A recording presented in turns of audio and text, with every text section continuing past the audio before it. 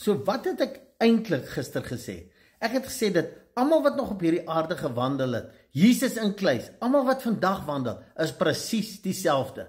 Almal het 'n liggaam, almal het 'n siel, denke, emosies, wil, intellek, en dit is die beheersentrum van die mens.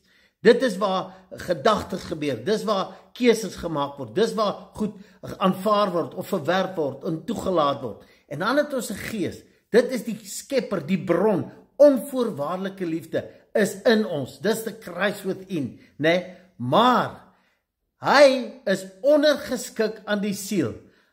Die gees van God is daar net om ons te lei, soos ons dit toelaat, is net om ons te leer en te help, soos die siel dit toelaat. So dis die siel wat uit die pad uit moet kom, die siel wat tot bekering kom, die siel wat moet verander, sodat daai onvoorwaardelike liefde kan manifesteer deur ons.